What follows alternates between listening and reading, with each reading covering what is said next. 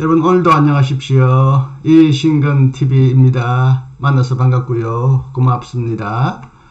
위리겐 몰트만의 책 희망의 신학을 강독해 드립니다.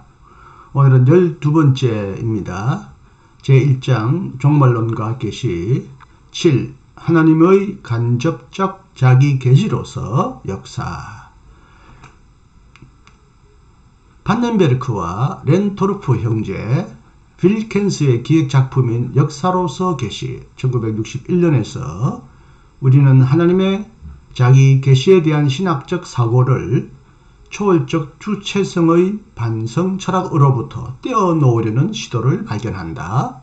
하지만 이것은 아직은 많은 점에서 열려있는 시도다.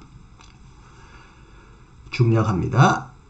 중간에 생략하고요. 역사로서 계시의 출발점은 실존의 문제성으로부터 하나님을 질문하는 방식에 있지 않고 우주로부터, 즉 현실 전체에 대한 질문으로부터 하나님을 질문하는 방식에 있다.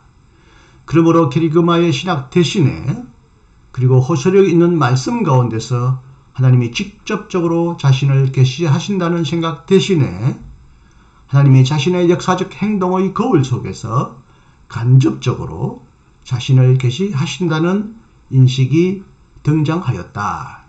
여기서 캐리그마의 신학은 불트만의 신학을 말합니다. 하나님은 역사, 즉 사건을 통해서가 아니라 캐리그마의 선포 속에서 우리에게 자신을 드러내신다는 불트만의 독특한 실존적 신학을 말하고요.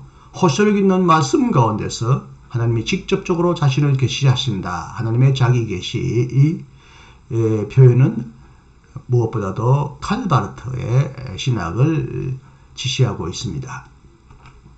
사건들은 하나님의 행동으로서 하나님 자신을 다시 드러내며 하나님 자신에 관한 그 무엇을 간접적으로 전달한다. 역사는 하나님을 직접 전달해 주는 것은 아니지만 간접적으로 하나님의 행동으로서 하나님 자신을 드러내는 간접적 계시라는 주장입니다. 하지만 하나님의 행동으로 여겨지는 각각의 모든 사건들은 하나님의 존재를 단지 부분적으로만 완전히 드러내지 않고 부분적으로만 드러내기 때문에 역사 전체가 완전히 계시로 이해되는 곳에서만 비로소 영광의 하나님의 완전한 자기 계시와 같은 그런 계시가 가능해진다. 여기 초록 색깔로 표현된 문장은 판넨베르크의 책에서 따온 문장입니다. 역사는 전체로서 하나님의 계시다. 하지만 역사는 아직 종말에 이르지 않았기 때문에 오직 종말로부터만 계시로 인식될 수 있다. 역사는 하나님의 자기 간접적 계시이지만 역사는 항상 부분적이고 완성되지 않았기 때문에 역사가 완성된 전체일 때만, 즉 종말일 때만 하나님은 완전히 계시된다라는 뜻입니다. 그러므로 하나님의 완전한 계시는 계시하는 역사의 처음에 일어나지 않고 그 종말, 마지막에 완전히 일어난다는 거죠. 후기 유대교적 묵시 사상가들은 흔히 묵시문학가들이라고도 하죠. 죽은 자들의 보편적인 부활 가운데서 이와 같은 역사의 종말을 기이한 환상 중에 미리 내다보았다. 그러므로 나사렛 예수의 부활의 운명 가운데서 역사의 종말은 앞질러 일어났다. 역사의 종말은 마지막에 일어나지만 예수의 부활은 종말의 하나의 전조로서 이미 역사 안에서 앞질러서 선도적으로 선취하여 일어났다는 거죠. 왜냐하면 그의 부활과 함께 다른 모든 사람들에게는 아직도 일어나지 않은 사건이 그에게서 이미 미리 먼저 일어났기 때문이다. 만약 그의 부활이 보편적인 종말의 선취, 안티치파치온이라고 그러죠. 미리 취한다, 미리 성취한다. 선취와 예기, 미리에 기대할 기, 미리 기대한다. 미리 기대하여 여기서 앞당겨 일어나는 하나의 그런 전조, 징조와 같은 것, 서장, 서곡, 드라마의 하나의 서장, 앞장, 서곡이라면 그의 운명 안에서 하나님 자신이 모든 인간들의 하나님으로서 간접적으로 계시된 셈이다. 우선 이런 보편사적 신학은 지금까지는 이제 특히 판넨베르크의 보편사 신학을 몰트만이 중요한 부분을 발췌 정리한 것이고요. 이제 몰트만의 의견이 나옵니다. 분명히 헬라의 우주 신학을 확장하고 능가한 것으로 설명될 수 있다. 우주의 현실로부터 하나의 신적 원리를 추론하고 그래서 일종의 우주론적 일신론을 증명하였던 우주론적 신증명 대신에 똑같은 역추론 방식으로 거꾸로 추론해 나가는 방식으로 역사로서의 현실 전체, 현실의 통일성으로부터 역사의 한 분 하나님을 거꾸로 추론해 나가는 이 역사신학이 등장하였다. 그러나 인신론적인 방법은 동일하다. 추론의 방식이다. 추론이든 역추론이든 결국 같은 방식이다. 다만 동일한 것의 영원한 회귀를 통해 균형과 조화 속에서 신성을 드러내는 닫혀진 우주 대신에 목적론적 경향성을 지니고 있고 미래를 향해 열려있는 우주가 등장할 따름이다. 이러한 역사는 현실 전체의 새로운 총체가 된다. 총괄적인 개념이 된다. 우주를 통일하는 형이상학적인 꼭지점 대신에 이 꼭지점은 삼각형의 제일 윗변을 생각하면 됩니다. 여기서 꼭지점이라는 것은 모든 우주론적 신증명에 따라서 모든 운동의 최종적인 원인으로서 제일 최고의 높은 지점에 있는 그런 최초의 원동자, 모든 질서를 부여한 최초의 어떤 그 원인, 모든 우연을 가능하게 한 최초의 필연, 모든 어떤 선이나 어떤 가치나 이런 것들이 점점 높아지다가 최고로 높아지는 어떤 최고의 꼭지점, 최고의 선, 그런 우주를 통일하고 이해하는 형이상학적인 삼각형의 높은 최고의 꼭지점 대신에 역사의 종말론적인 목표점과 꼭지점이 등장한다. 이것은 꼭지점이지만 이제 삼각형이 누워가지고 위로 향하여 꼭지점이 있는 것이 아니라 그 꼭지점이 역사의 미래를 향하여 앞으로 있는 그런 목표점이고 그래도 그것은 여전히 꼭지점과 같다는 거죠. 형이상학적 꼭지점으로부터 우주가 하나님의 간접적 계시로 인식될 수 있듯이 역사의 마지막으로부터 역사는 하나님의 간접적 계시로 인식될 수 있다. 이게 판넨베르크의 주장이라는 것입니다. 하나님의 역사적 행동의 거울 안에서 하나님을 인식하는 여전히 존재하는 역추론 방식은 어떤 결과를 초래하는가? 여기서 하나님은 원칙적으로 역사 안에서 성취된 사실과 적중한 예언, 들어맞았던 성취된 예언을 회고하는 가운데서 성취된 사건을 통하여 예언을 회고하는 가운데서 다른 말로 하면 잔치가 다 끝난 후에 그리고 경험적으로 비로소 인식된다. 하지만 이것은 헤겔이 말한 대로 삶의 형태가 오래되고 완성되었을 때 비로소 나기 시작하는 밤이 되어서 하루가 끝났을 때 비로소 어두울 때 나기 시작하는 미네르바의 부흥의 눈으로 하나님을 보는 것과 마찬가지일 것이다. 역사의 마지막에 끝에 비로소 하나님의 계시는 완성된다고 하는 것은 결국 이 미네르바의 부흥과 같다. 그렇게 되면 다가오는 말씀의 사건 가운데서 하나님을 인식하는 캐리그마 신학 대신에 말씀 사건 가운데 하나님을 인식한다. 캐리그마 신학, 불투만 사실의 언어로부터 하나님을 인식하는 역사의 신학이 등장할 것이다.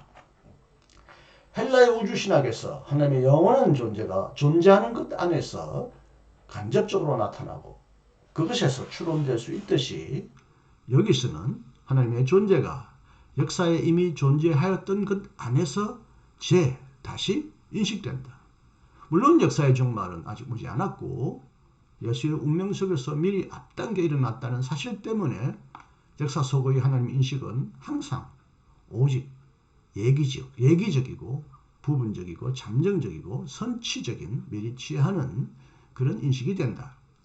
판넨베르크와 렌토르프도 역사로부터 출발한다. 하지만 헬라의 우주신학을 능가하지만 여전히 현실 전체에서 보편사적 종말론을 입증하려는 그들의 신학은 역사가 약속과 성취 사이에 팽팽히 걸쳐있는 사건이라는 구약 성서의 근본 인식을 근본적으로 포기해버린다. 그들의 신학은 오직 한 가지 주장, 즉 현실은 아직 종말에 이르지 않았기 때문에 전체적으로 개관할 수가 없다는 주장 때문에 종말론적인 특징을 지닐 뿐이다. 하지만 이로써 구약 성서의 약속의 하나님은 현현, 에피파니의 하나님이 될 우리가 있다. 여기서 에피파의 하나님과 약속의 하나님이 대비되고 있는데요. 이것은 다음 이제 2장에서 에피파니의 하나님, 에피파니가 무엇인지 분명히 나올 것입니다만 잠시 미리 이야기하면 구약 성서의 하나님은 약속과 성취의 그 팽팽한 긴장 가운데서 미래를 향하여 앞으로 나가시고 역사를 열어가시는 하나님이라면 에피파니 하나님은 그 당시 가나안 땅에 다른 그 종교처럼 신이 현현하여 거룩한 장소에 나타남으로써 거기에 신이 영원히 머무는 거기가 거룩한 장소가 되고 이제 거기서 늘 공간과 시간이 제한되고 확정되는 이런 의미에서 움직이는 하나님이 아니라 한 지역과 시간과 장소를 신성화하는 그런 에피파니 하나님이 아니라 히브리 하나님은 약속 가운데서 미리 이스라엘 백성을 앞서 나가시고 구름 기둥과 불 기둥으로 그들을 인도하시는 미래의 하나님, 희망의 하나님이라는 거죠. 이 하나님은 현실 전체의 완성 속에서 비로소 그것을 드러낸다. 이 하나님은 판네베르크가 말하는 보편사적 신학의 하나님은 역사, 현실 전체, 여기서 말하는 현실이라는 말은 역사의 현실이죠. 현실 완성 속에서 비로소 완전히 드러낸다. 세계는 언젠가 전체적으로 완전히 전체로서 하나님을 드러낼 것이고 하나님의 간접적인 자기 계시가 될 것이다. 일은 아직 이루어지지 않았기 때문에 현실은 미래를 향해 열려있고 세계와 하나님에 관한 모든 인식은 종말론적인 잠정성, 종말론적인 준궁극성, 하나의 잠정적 성격, 예외적 성격을 지닌다. 하지만 근본적으로는 헬라의 우주신학의 사고 구조가 여전히 남아있으며 다만 그것이 종말론적으로 사용되고 있을 따름이다. 중간에 어려운 문장을 생략합니다. 여기서 자연 속의 하나님의 현현 대신에 자연 속에서 하나님이 출현하신다는 현현 대신에 역사, 물론 이 역사는 미래를 향하여 열려있는 자연까지 포함하여 역사 속에서 하나님의 현현이 등장한다는 것인지 혹은 현실을 역사로서 인식할 수 있는 전혀 다른 조건, 즉 약속으로부터 현실을 역사로서 인식할 수 있는 조건이 제시되고 있는지는 불분명하다. 앞부분은 판넨베르크의 주장인 것 같고 뒷부분은 몰트만의 주장인데 뒷부분보다는 앞부분이 더 판넨베르크의 주요 주장이라고 하지만 판넨베르크도 여전히 약속이니 성취니 역사니 미래니 하는 말을 하기 때문에 여기서 조금 두 가지 관점이 정확하게 구분되기가 어렵다. 조금 불분명하다라고 여기서 어떻게 조금 애매한 판단을 내리고 있습니다. 이 역사의 신학에서 하나님이 현실의 통일성과 전체성을 묻는 질문과 함께 질문되는 대상으로 간주되는 한 이 출발점은 분명히 구약성서에서 일어나는 질문, 하나님에 대한 질문과 다른 것이다. 구약성서는 무엇보다도 약속과 기대를 통하여 열려진 역사 속에서 하나님에 대해 질문하고 그분의 약속의 신실성에 대해 질문한다. 판네베르크는 역사의 전체를 묻는 질문, 역사의 통일성과 전체의 의미를 묻는 질문 안에서 하나님을 질문하지만 구약성서는 약속과 기대를 통하여 열려진 역사 안에서 하나님에 대하여 질문하고 하나님의 신실성을 질문한다는 거죠. 조금 어렵고 또 조금 난해하고 또 굳이 소개하지 않아도 될 만한 어려운 문장은 여기서 조금 다시 생략합니다. 예수의 부활은 보편사의 종말의 서곡, 서장, 선치, 얘기로서 역사적으로 입증될 수 없으며 그래서 그 속에서 잠정적으로, 임시적으로 역사의 현실 전체를 볼 수 있다는 명제는 신학적으로 입증하기 매우 어렵다. 예수의 부활이 보편사의 종묘를 선치다. 이것을 현실 속에서 입증한다는 것은 어렵다. 예수의 부활의 사건이 원칙적으로 역사적으로 증명될 수 있다는 명제는 반면에 그는 어떤 누구 신학자보다도 예수의 부활을 역사적으로 증명하려고 애쓴 학자 중에 하나이죠. 이 역사성의 개념을 바꾸어서 하나님에 의한 부활을 허용하고 이 부활 안에서 역사의 종말을 인식할 수 있게 한다. 중략입니다. 다시 중간에 있는 몇 문장을 생략하고요. 만약 오직 예수의 부활의 운명만이 모든 역사의 종말을 미리 앞당긴 사건이고 모든 인간들에게 다가올 운명의 선치라고 한다면 부활한 예수 자신은 아무런 미래도 가지지 못할 것이다. 이미 예수의 부활 안에서 종말이 앞당겨 일어났기 때문에 종말이 미리 잠정적으로 계시되었기 때문에 이제는 부활한 예수는 더 이상의 새로운 미래를 가져오지 못할 것이고 예수의 부활 안에서 예수의 미래도 이미 완전히 완성되었다고 보는 거죠. 이것은 판넨베르크에 대한 몰트만의 비판입니다. 그리고 예수를 믿는 교회가 기다릴 대상도 예수 자신이 아니라 혹은 예수가 가져올 새로운 미래가 아니라 부활 이후의 새로운 희망이 아니라 단지 교회 안에 그의 운명의 반복, 즉 예수 안에서 이미 완성되어 앞당겨 일어나는 부활이 교회 안에서 다시 반복하는 것만은 기다릴 뿐이지 부활 이후에 더 새로운 미래, 궁극적인 미래는 기다릴 수 없을 것이다 라는 뜻입니다. 교회는 예수에게서 이미 일어난 것이 자기 자신에게 반복되어 일어날 것을 기대할 뿐 부활한 자의 미래는 기대하지 못한다.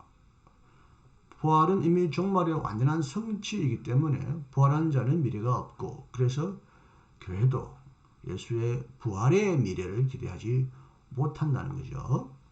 비록 예수의 출현이 나타남이 만인의 부활을 기대하는 묵시문학의 범주 안에서 그리고 모든 역사의 종말의 시작으로 경험되고 선포되었다고 하더라도 예수의 부활은 단지 종말이 일어날 부활의 첫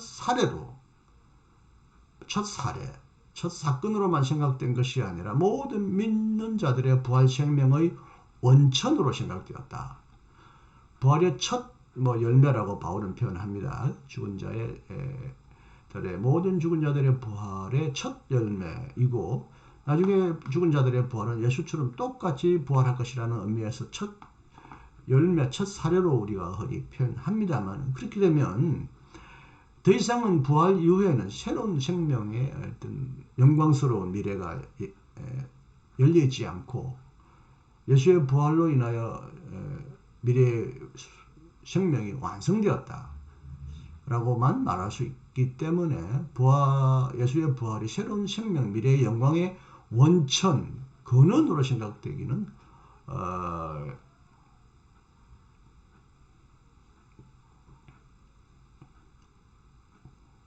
이 말은 올트만의 생각입니다.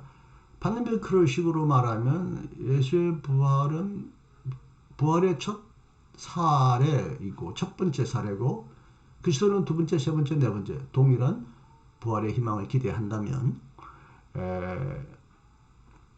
예수의 부활 안에서 우리는 단순히 예수와 동일한 부활만을 기대하는 것이 아니라 그것이 미래에 일어날 더 큰 영광의 생명의 원천으로 시작으로 생각되었다는 거예요. 원천이란 말은 여러분 잘 아시다시피 원래의 셈. 원래의 셈이 결국 흘러 흐르면 큰 강이 되고 나중에는 어마어마한 대양 큰 바다로 흘러가지 않습니까? 예수님의 부활은 단순히 우리처럼 첫 셈, 옹달샘처럼 맑은 새로운 생명의 물이 되고 우리는 그처럼 예수처럼 똑같이 부활한다는 것만이 아니라 예수님이 그 부활을 통하여 시작한 원천을 주신 그 셈으로부터 점점점 커지고 영광스러워질 또한 미래의 영광의 바다로 우리도 함께 나가야 되는 어떤 새로운 미래의 시초이기도 한데, 반대식으로 말하면 부활 안에서 미래가 완성된 것으로 표현되기 때문에 더 큰 미래를 향한 열려있는 생각은, 열려있는 희망은 불가능하게 된다, 이런 해석이 될 수 있습니다. 단지 예수는 부활의 첫 열매이고 그를 믿는 자들은 그처럼 부활할 것이라고 말하지 않고, 이건 이제 초기 그리스도인들의 신앙을 말합니다. 예수가 부활과 생명 자체이고 따라서 그를 믿는 자들은 그 안에서, 예수의 부활 안에서 그들의 미래를 가질 것이라고 말한다. 단지 그들이 그처럼 미래를 가질 것이라고 말하지 않는다. 그러므로 그들이 그리스도의 미래를 기다릴 때 그들 자신의 미래도 기다렸던 것이다. 묵시사상의 기대의 집행은 부활 이후의 교회의 묵시사상을 이해하기에는 충분하지 못하다.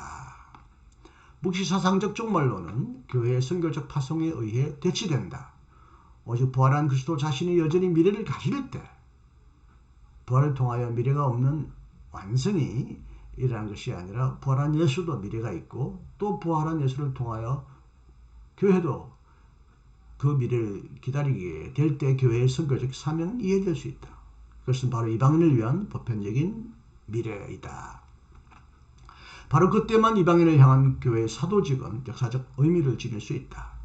이처럼 세계의 갱신을 바라보는 약속과 사명의 역사의 집행에 비하면 현실 전체를 묵시사상적으로 보편사적으로 해석하는 집행은 부차적인 것이다. 이차적인 것이다. 끝으로 예수의 십자가의 신약의 의미가 그의 부활의 의미보다 퇴색하는 것은 보편사적 묵시사상의 신학적인 일방성, 편향성, 편파성 때문인 것 같아. 부활을 강조하는 건 좋은데 부활의 의미 때문에 예수의 십자가의 의미도 퇴색해서는 안 되겠다라는 몰트만의 주장입니다. 후기 유대계의 묵시사상적 기대와 그리스도교적 종말론 사이에는 예수의 십자가가 있다. 그러므로 모든 그리스도교적 부활의 종말론에는 십자가의 종말론의 특징이 분명히 드러난다. 십자가의 모순은 세계 안에 있는 교회의 실존과 행로, 걸음, 나아갈 길, 신학적 사고까지 관통한다. 여기서 몰트만이 직접 언급을 하지 않았지만 제가 조금 여기 제 생각을 조금 덧붙여서 몰트만의 생각을 왜곡하지 않으면서 제 생각을 덧붙인다면, 부활로 인하여 십자가가 완전히 능가되거나 극복되었다고 흔히 말하지만 그 부활은 아직도 열려있는 미래의 부활에 대한 희망의 원천일 뿐이지 완성된 더 이상 미래가 없는 부활이 아닐 수 있다. 이런 의미에서 판넨베르크와 몰트만의 신학의 차이가 있습니다. 판넨베르크는 앞에서도 말했듯이 부활이 종말이고 그 종말이 예수 안에서 성취되어 일어났다. 우리도 예수와 똑같은 부활에 참여함으로써 부활을 반복한다는 생각을 갖는다면, 몰트만은 부활도 더 큰 미래를 향하여 열려있는 부활이다. 이렇게 말함으로써 부활 이후에 더 큰 미래, 희망을 향하여 열려있는 희망의 신학을 전개할 뿐만 아니라, 또 부활이 단순히 십자가를 지나치거나 능가하거나 극복한 것으로서 이제 십자가보다는 부활에만 주목해야 될 그런 사건이 아니라, 부활의 의미 안에서는 여전히 십자가 신약의 의미가 포함되어 있고, 십자가의 죽은 자의 부활이라는 의미에서 부활의 의미 안에는 여전히 예수의 십자가 고통 순환의 의미가 부활의 신학 안에 수용되어야지, 간단히 십자가의 신학을 넘어서 극복하여 부활의 신학으로 달려가서는 안 된다는 뜻인 것 같습니다. 자, 여기서 간단한 비유를 하나 들면요, 몰트만은 그런 표현을 쓴 적은 전혀 없습니다만은, 도마가 예수님의 부활을 의심하였을 때 예수님이 도마 앞에서 옆구리의 상처, 손의 상처를 보여주시잖아요. 이것은 없는 부활을 통하여 상처가 다 사라지고 사라졌지만, 예수님은 잠시 시간을 되돌리거나 혹은 하나님의 힘으로 상처를 다시 보여주는 어떤 그런 어떤 연기를 하셨을 뿐이고, 또 도마가 본 이후엔 손과 옆구리의 상처가 사라졌다.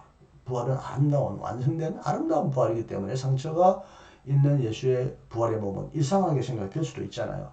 단순히 순위 도마의 의심을 제거하기 위하여 예수님은 자신이 곧 십자가에 달리신 그 예수라는 것을 동일성을 보여주기 위하여 하나의 잠시 과거의 상처를 드러나게 했다라고 이렇게 해석하기보다는 부활한 예수님도 여전히 부활하셨지만, 영광스러운 몸으로 부활하셨지만 아직 완전한 새로운 신령한 몸으로, 영광스러운 몸으로 부활하지 않고, 부활하신 예수의 몸에는 여전히 그의 고통, 순환의 상처를 간직하고 있다. 이것은 무엇입니까? 부활하신 예수가 여전히 이 땅의 고통, 순환의 흔적을 가지고 있고, 이 땅의 고난에 참여하고 있으며, 아직도 부활함으로써 이 세상의 고난을 잊어버리신 하나님이 아니라 부활의 이 땅의 고통에 참여하시고 고통을 여전히 품고 있는 예수님이라는 의미를 가지고 있다는 의미에서 부활의 의미를 강조하다 보면 십자가의 의미가 퇴색되는 것을 이 좋은 하나의 사건은 방지해 준다는 그런 생각을 제 나름대로 해봅니다. 이건 몰트만의 표현은 아니고, 몰트만은 이렇게 설명한 적이 없습니다만, 부활이 미래의 완성으로 봄으로써 더 이상 부활이 미래가 없다고 말하는 것도 잘못이지만, 부활이 십자가를 이미 능가한 사건으로, 부활을 있게 망각하게 하는 사건으로만 말함으로써 십자가의 부활의 예수의 십자가의 의미를 여전히 억압하거나 망각하지 않도록 말하는 이 몰트만의 의미를 제가 제 나름대로 한번 설명해 보았습니다. 뒤에 나오는 또 조금 복잡하고 어려운 문장은 생략합니다.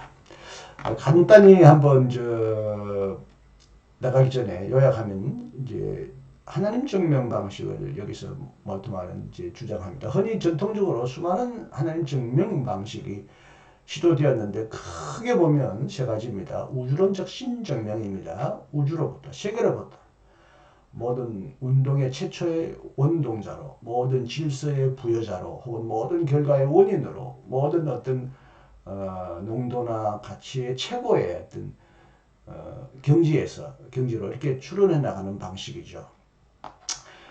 그리고 실존적 신증명은 재미나게도 이 세 가지 신증명, 우주론적 신증명, 실존적 신증명, 존재론적 신증명의 대표적인 사람은 다 A로 시작합니다. 아퀴나스, 아구스티누스, 안셀름입니다. 참 독특하죠.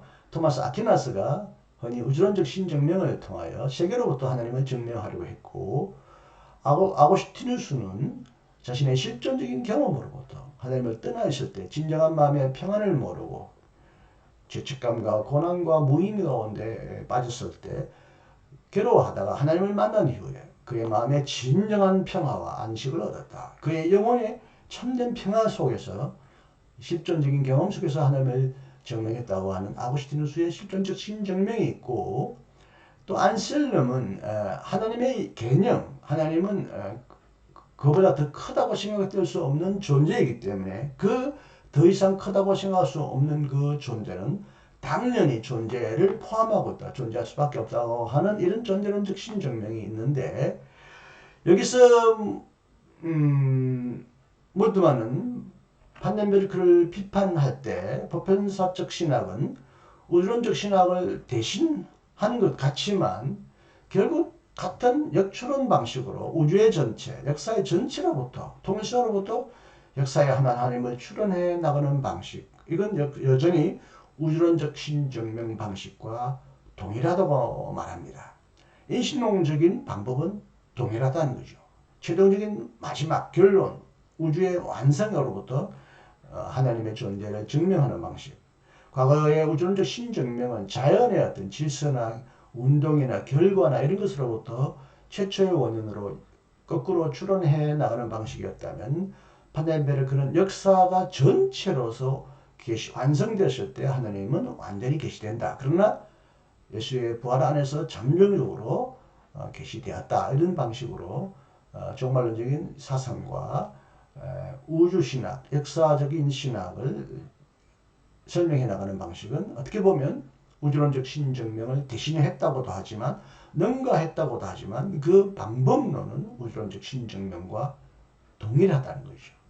단지 다르다면 동일한 것의 영원한 회귀, 자연신학, 우주론적 신학은 동일한 것의 영원한 회귀를 통해 균형과 조화를 드러내면서 신성을 드러내는 이런 닫혀진 우주가 아니라 목적론적인 경향성을 가지고 미래를 향하여 열려있는 우주만이 등장한다는 측면에서만이 우주론적 신증명과 다를 뿐이지, 여기는 여전히 우주론적 신증명과 같은 방식으로 하나님을 증명하려고 하는 우주론적 신증명의 방식이 존재한다고 판넨베르크를 비판합니다. 그래서 보편사신학은 역사는 약속과 성취 사이에 팽팽히 걸쳐있는 사건이라는 구약성서의 근본 인식을 근본적으로 포기해버린다. 이로써 구약성서의 약속의 하나님이 현현의 하나님, 에피파니의 하나님으로 대체될 우려가 있다라고 비판합니다. 다시 말씀드리지만 에피파니 현현의 하나님은 이제 조금 후에 2장에서 아주 상세하게 설명드릴 테니까 그때 다시 여러분에게 이 부분을 상기해 드릴 수도 있겠습니다. 끝까지 방송을 제 강의를 경청해 주셔서 감사합니다. 오늘은 설날 그 다음 날이죠. 집에서 편히 쉬시거나 귀가하고 계시는지 모르겠습니다. 아름다운 전통 설날 명절을 유익하고 행복하게 보내시고 또 다음 시간에 여러분을 만날 수 있기를 기대하겠습니다. 감사합니다. 이신근이었습니다.